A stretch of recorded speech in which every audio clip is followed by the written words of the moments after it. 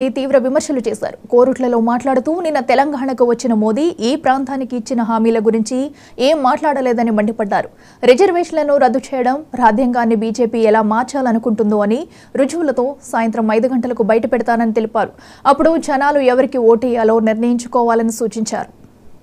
మేడిపల్లి సత్యం లాంటి వాళ్ళు ఎమ్మెల్యేలు విప్పులైన దామోదర్ రాజ నరసింహ గారు మంత్రి అయినరు, బట్టి విక్రమార్క గారు ఉప ముఖ్యమంత్రి అయినరు, బలరాం నాయక్ గారు కేంద్ర మంత్రి అయిండు, సర్వే సత్యనారాయణ గారు కేంద్రంలో మంత్రి అయిండు. ఇవాళ ఉన్న బలంగా ఎస్సీ ఎస్టీ రిజర్వేషన్లు రద్దు చేస్తే వీళ్ళందరూ ఎక్కడికి పోవాలి, చదువుకుంటున్న పిల్లలు ఏం చేయాలని నేను అడుగుతున్నా.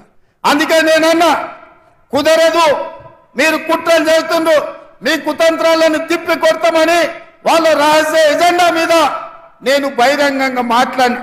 భారతీయ జనతా పార్టీని ప్రశ్నిస్తే ఈ దేశ ప్రధానమంత్రి నరేంద్ర మోడీ, ఈ దేశ హోంశాఖ మంత్రి అమిత్ షా నా మీద పగబట్టి ఢిల్లీలో కేసు పెట్టిండ్రు. ఎవరయ్యా ఫిర్యాదుదారంటే కేంద్ర హోంశాఖను స్వయంగా పోయి రేవంత్ రెడ్డి బీసీలను ఎస్సీలను ఎస్టీలను జాగృతం చేస్తుండు, వాళ్ళ రిజర్వేషన్ల రద్దు మీద ఊరూరు తిరిగి ప్రచారం చేస్తుండు. ఆయనను అర్జెంటుగా అరెస్టు చేయాలని ఢిల్లీలో కేసు పెట్టారు. నేను అడుగుతున్నాడు నా మిత్రుల్ని, ఒకవేళ నేను మాట్లాడింది తప్పైతే ఈడ బీజేపీ నాయకులు లేరా? ఈడ మీ ఎంపీ ధర్మపురి అరవిందే బీజేపీ కదా, పక్కన బండి సంజయ్ బీజేపీ కదా, ఆ పక్కన కిషన్ రెడ్డి గారు కేంద్ర మంత్రి కదా, తెలంగాణలో ఎందుకో కేసు పెట్టలేదు, ఎందుకో ఫిర్యాదు చేయలేదంటే ఈడీ ఇన్కమ్ ట్యాక్స్ సిబిఐ కాదు, ఈ రోజు ఢిల్లీ పోలీసులను కూడా ఉపయోగించి మనల్ని భయపెట్టాలని చూస్తున్నారు.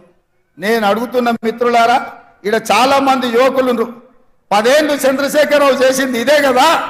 మన కార్యకర్తల ఆస్తులు ధ్వంసం చేసిండు, అక్రమ కేసులు పెట్టిండు, హత్యలు చేయించిండు.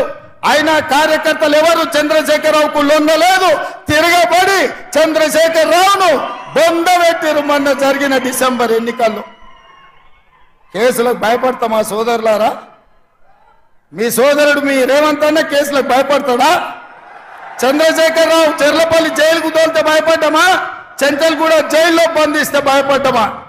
తిరగబడి కొట్లాడినాం, కేసులు పెట్టినోని ఇవాళ పండబెట్టినాం, గోతి తీసి పాతి పెట్టినాం.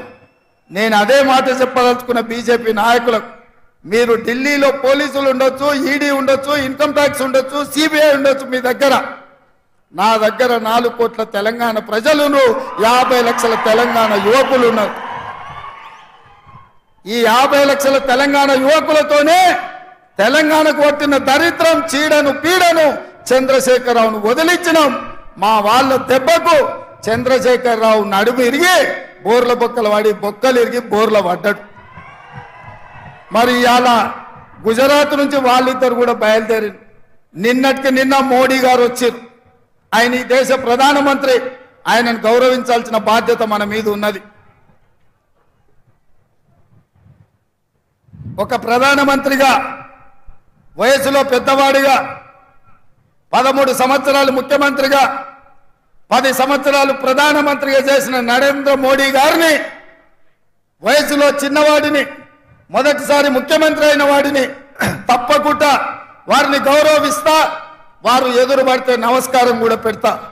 కానీ నరేంద్ర మోడీ గారు ఈ దేశ ప్రధానమంత్రిగా కాకుండా గుజరాత్ వాడిగా తెలంగాణకు వచ్చి తెలంగాణలో మనల్ని తిట్టిండు, మనల్ని శాపించిండు, మనల్ని దెబ్బతీయాలని కుట్ర చేస్తున్నాడు. ఎవరైనా ఎన్నికలప్పుడు వస్తే ఈ ప్రాంతానికి ఏమి ఇస్తారో, ఈ ప్రాంతానికి ఏం తెస్తారో చెప్పాలి. ఇవాళ నిన్న అది చెప్పలేదు. గతంలో కాంగ్రెస్ పార్టీ బయ్యారం ఉక్కు కర్మాగారం ఇచ్చింది, దాన్ని రద్దు చేసిండు.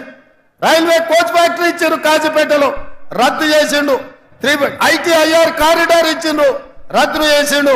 IIM IITలు ఇచ్చిండు, రద్దు చేసిండు. పాలమూరు రంగారెడ్డి ఎత్తిపోతల పథకానికి జాతీయ హోదా ఇస్తే రద్దు చేసిండు. అంతెందుకు, మీ గుండె బాండ్ పేపర్ రాసిచ్చాడు, 5 రోజులలో పసుపు బోర్డు ఇస్తా అని.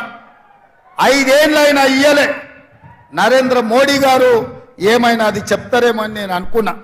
నిజామాబాద్కు పసుపు బోర్డు ఇస్తా అన్నాం, ఇస్తున్నాం తీసుకోండి ఆ రైతులకు అని చక్కెర కర్మాగారాన్ని ఇయాలొచ్చి మాటలు చెప్తున్నాడు ఆయన. పసుపు గిట్టుబాటు ధర లేదు, ఎర్రజొన్నలు గిట్టుబాటు ధర లేదు, మొక్కజొన్న గిట్టుబాటు ధర లేదు. మీ చెరుకు కర్మాగారం తెరిచే పరిస్థితులు లేవు. ఇవేవి చెప్పలే.